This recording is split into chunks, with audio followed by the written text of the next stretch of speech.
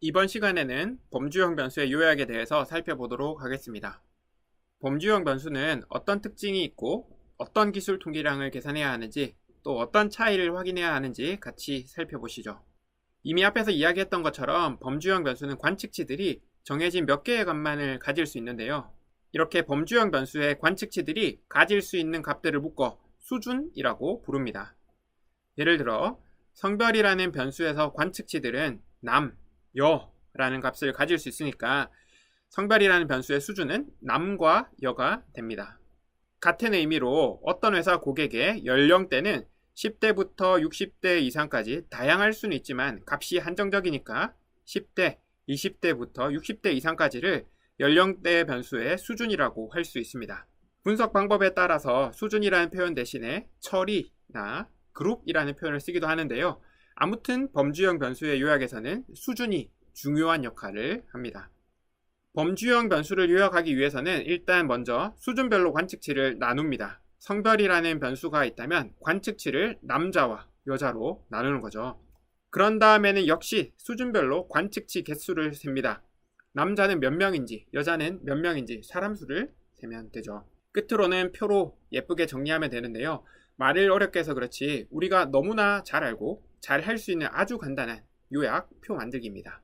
간단한 예제를 함께 살펴볼까요? 여기 9명 고객의 성별 변수가 있습니다. 원래 변수는 아래로 길게 표현하지만 편의상 가로로 길게 표현했습니다. 사람은 9명이지만 남 아니면 여라는 두 개의 수준을 가지고 있는 걸 볼 수 있는데요. 이 수준에 따라서 관측치를 나눠보겠습니다. 사실 수준이 두 개밖에 없어서 굳이 나눌 필요는 없지만 수준에 따라 관측치들을 나누면 개수를 세기가 편한데요. 남자는 4명이 있고 여자는 5명이 있네요. 이걸 표로 이쁘게 정리하면 다음과 같습니다. 이렇게 범주형 변수의 요약은 너무나 간단합니다. 범주형 변수의 수준별 관측치수를 정리한 표를 빈도표라고 부릅니다. 빈도표를 만들고 나면 어떤 수준의 관측치가 많고 적은지를 확인할 수 있는데요. 빈도표는 수준 간의 절대적인 차이를 확인하는 방법이라고 볼 수 있습니다. 반면 상대 빈도는 빈도표에서 각 수준의 비율을 계산합니다. 전체 관측치 수를 고려해서 각 수준이 차지하는 비중을 살펴보는 것이죠. 즉 상대 빈도는 수준 간의 상대적인 차이를 확인하는 방법인데요. 상대 빈도를 계산하는 예제를 함께 살펴보시죠. 먼저 앞에서 만든 성별 빈도표를 가져왔습니다. 상대 빈도를 계산하기 위해서는 전체 합계가 필요한데요. 두 수준의 값을 더하면 9, 전체 관측치 숫자가 나옵니다.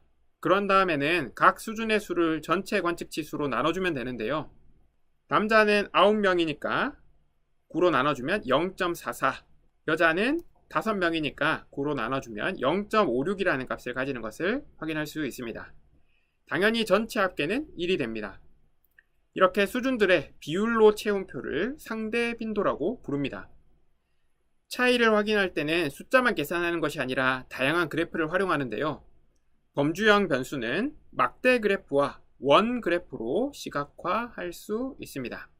먼저 막대 그래프는 계산된 빈도표를 활용해서 각 수준의 값을 높이로 표현한 그래프인데요. 빈도표를 활용했으니까 당연히 절대적인 차이를 확인할 때 사용합니다. 반대로 원 그래프는 상대 빈도를 활용하고 360도인 원의 중심각을 수준의 비율에 따라 잘라 부채꼴로 표현한 그림인데요. 상대적인 차이를 확인할 때 사용합니다. 간단한 예제를 살펴볼까요? 앞에서 살펴본 예제의 빈도표입니다. 남자가 4명, 여자가 5명 있었는데요. 이 4, 5라는 숫자 대신에 막대의 높이로 표현한 것이 바로 막대 그래프입니다. 물론 세로축에 눈금이 표시되어 있긴 하지만 막대의 높이만 봐도 여자가 절대적으로 많다는 것을 알 수가 있죠. 다음은 상대 빈도 차례입니다.